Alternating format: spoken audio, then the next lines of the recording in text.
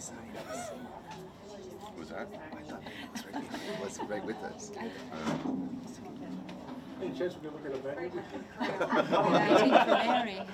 Oh, yes, here she is. There we go. Put the candidates on the list. Susan just spin us around. For a moment, we're gonna have to say something. Sushi Okay, bar. apologies. No, Put the lazy Mary. Susan and just spin us around. Mary, come. Mary, come here. No, come. Okay, I'm gonna say some words first. Good afternoon, ladies and gentlemen, media friends from media. Thanks very much for coming to this press event. This event will go like this. We will have candidates from Markham, Thornhill, Mary Ames and candidate from Scarborough Centre, Bill Blair, to say Southwest. to make a Southwest, statement. Scarborough It's okay. Southwest. It's okay. Southwest. Michael, it's good enough. It's okay. And then we'll have opportunities for media friends to ask questions, in which if you need Chinese translations, our candidate Han Dong and Alan Ho will be translating in Mandarin and Cantonese respectively. 各位大家好，非常感谢各位媒体朋友今天来参加由自由党多个候选人共同主持的一个新闻发布会。那么今天的议程是这样的，首先是由万景康山区的国会议员吴凤仪和那个施家堡西南区的候选人布莱尔给大家做一个声明，然后呢各位媒体朋友有时间可以提问。在提问当中呢，有何福锦候选人和董汉峰候选人可以给大家做翻译，多谢大家。那么现在呢，我們就有請而家我哋有請咧就係萬港康山輝嘅候選人伍鳳儀 Honorable Mary Ng。Good morning, everyone, and thank you all for coming. Before we begin, I just want to acknowledge that we are gathered on the traditional territory of the peoples of the Anishinaabe, the Huron-Wendat, the Haudenosaunee, and the Mississaugas of the New Credit First Nations. And thank you again for being here with all of us today. With me today are my colleagues, Bill Blair, the Liberal candidate for Scarborough Southwest, Han Dong, the Liberal candidate for Don Valley North, Alan Ho, the Liberal candidate for Markham Unionville, Jean Yip, the Liberal candidate for Scarborough Agincourt, Adam Vaughan, the Liberal candidate for Scarborough Fort York, Helena Jasic, the Liberal candidate for Markham Stouffville, Leah Taylor-Roy, Liberal candidate for Aurora, Oak Ridges, Richmond Hill, Sean Chen, Liberal candidate for Scarborough North, Majid Johari, Liberal candidate for Richmond Hill. I'm sorry if I bear repeating this because I don't know if I did. Helena Jasic, Liberal candidate for Markham Stouffville. Apologies. So although this is going to be an important discussion, it is a conversation I wish we were not having. For generations, Canada has welcomed people from around the world. This is a country strengthened by the diversity of everyone who chooses to call Canada home. You have heard that this election is about a choice. That is what our Liberal campaign has been presenting to Canadians. But that choice, but you take that choice away from millions of Canadians when the Conservatives decide that Chinese Canadians are less intelligent or somehow less worthy of the truth. And this is wrong. Decades ago, when Chinese immigrants first arrived in Canada, many to work on the railway, they came to a land that needed their labor but resented their presence. Because of Canadian multiculturalism and our Charter of Rights and Freedom, I stand before you as a proud Chinese Canadian. I stand before you as having served as a Minister of the Crown. I stand before you as an equal. We are not less intelligent. We are not less worthy of the truth. we are not less Canadian. 我係自豪嘅加拿大華人，我哋都係加拿大人，我哋同樣聰明，同樣追求真理。At a time when Canadians are looking to their leaders for a plan to bring us into the future, the Conservative Party is bringing us backwards by spreading disinformation and stoking fear. They have decided that in order to win an election, they must divide based on our differences and create subsections of Canadians. My colleagues and I will not stand quietly by and watch the Conservative Party of Canada target Chinese Canadians with lies. Bill. Thank you, Mary, and good afternoon, everyone. I have been advised that many people in the Chinese Canadian community have been receiving phone calls from the Conservative Party. And they are being told in those phone calls something that is not true, something that is a lie, something that is intended to make them fearful and to misinform those Chinese Canadians. And what they are being told is a lie that says that the Liberal Party will legalize all drugs. I want to be very clear to you all. This is a lie. I am the minister and have been the minister responsible for issues of public safety and dealing with the opioid crisis in this country. I have said many, many times in the House of Commons, I have said it publicly, I have said it in committee, and I'm saying it here to you all today, hoping that you will help share the truth with Chinese Canadians across this country. The Liberal government will not, and I repeat, we will not legalize all drugs. We believe that these drugs that are currently responsible for killing so many Canadians are far too dangerous. And therefore, we actually have a commitment to a national drug strategy, the first pillar of which is to interdict the supply of these drugs coming into Canada. We are working very hard with our international partners, overseas in the United States and here in Canada, to keep these drugs and their dangerous chemicals out of our country. And we are absolutely committed to enforcing our laws to ensure that these drugs are not available to our children or to our citizens anywhere in Canada. We are also committed to making significant investments to reduce the demand for these drugs among our children. The demand reduction efforts involve public education and research, working with parents, teachers, doctors, communities, and our children to make sure that they know the danger of these drugs to make better choices. We are also very concerned with the number of people who have died in Canada, and so we are also working hard to keep those people from dying and by initiating various harm reduction strategies, because there is no greater responsibility for any government than the safety and the health of their citizens. And finally, we are making significant investments in treatment and rehabilitation. Our commitment to addictions treatment in Canada is $700 million over the next 4 years. By comparison, the Conservatives who only fearmonger and spread falsehoods about drug policy have committed to investing only $36 million over 4 years. $700 million for drug rehabilitation and addiction services versus $36 million. I think it's very clear which government, which party takes this issue seriously and is committed to keeping our communities and our children safe. I will repeat, we will have no intention and will not legalize those dangerous drugs which are responsible for killing our citizens and endangering our children. I also want to talk briefly, if I may, about some of the other things that we are doing in public safety. As many of you know, I spent many years as the Chief of Police in Toronto, and during that time I was responsible for keeping our community safe. I will also tell you that during that 10 years, I often went to Ottawa and I asked for help from the Harper government. But my pleas for help for my city and my citizens fell on deaf ears. And so, at the conclusion of my career as a police chief, I then sought to be elected as a member of Parliament for the Liberal Party.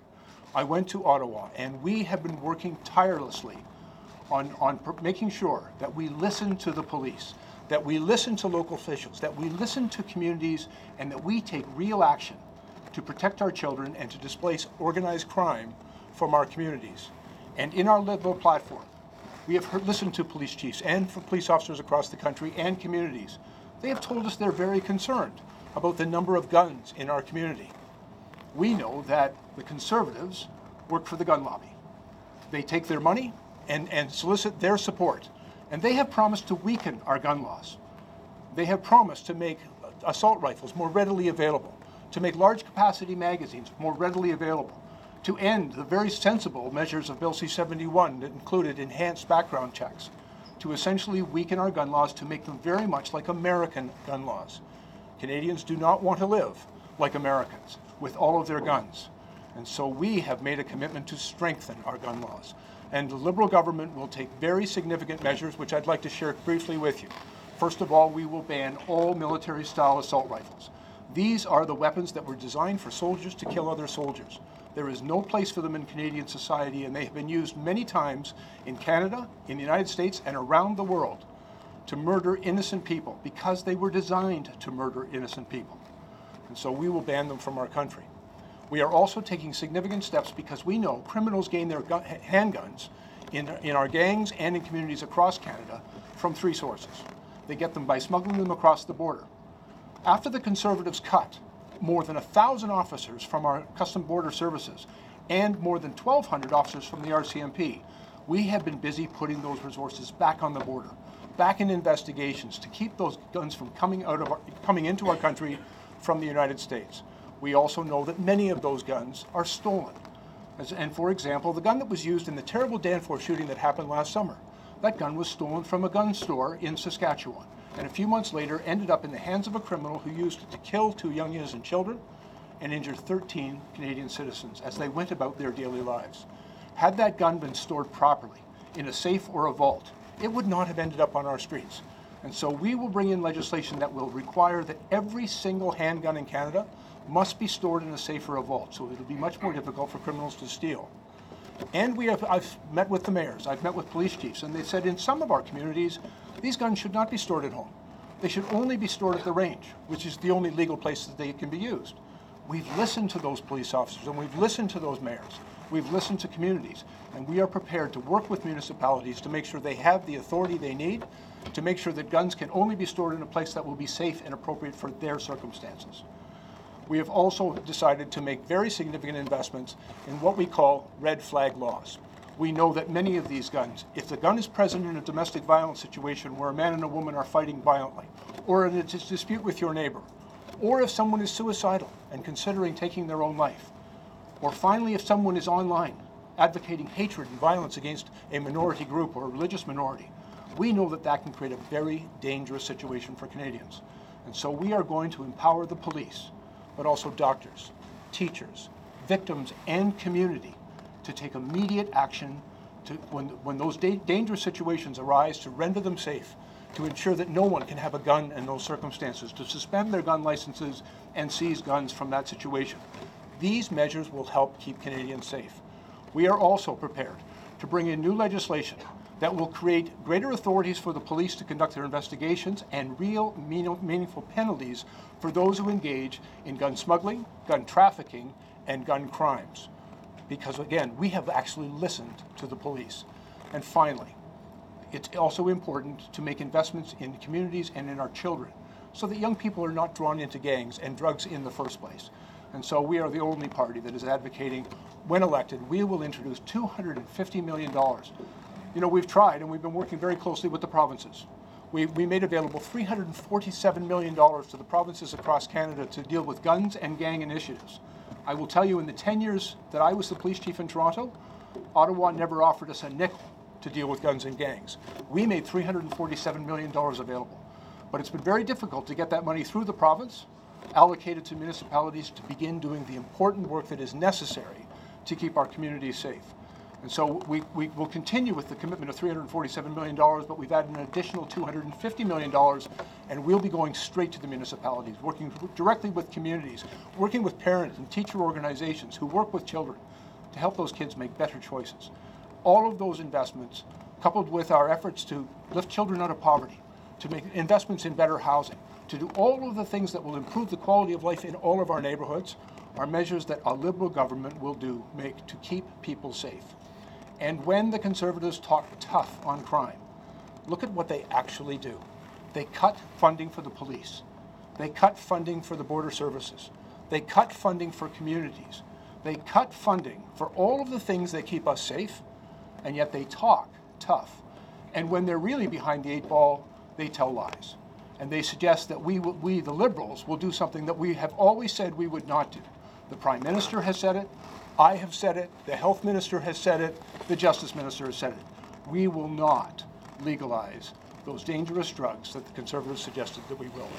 Thank you very much. I'll turn it back to Mary and be happy to answer any questions that you may have. Yes? You talk about false advertising, disinformation in the American election and Brexit in UK. Did your government, for the last 4 years, try to stop this kind of misconduct?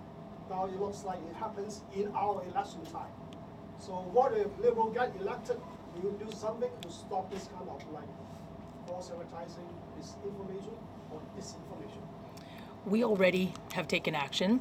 Leading up to this election, we have, through the Minister of Democratic Institutions, have put a process in place so that should there be information that is inaccurate, that is fake, that is getting out there to Canadians, that we urge Canadians that we communicate that to Canadians. So we, in fact, have already taken action. That's what today is also about. This is unacceptable.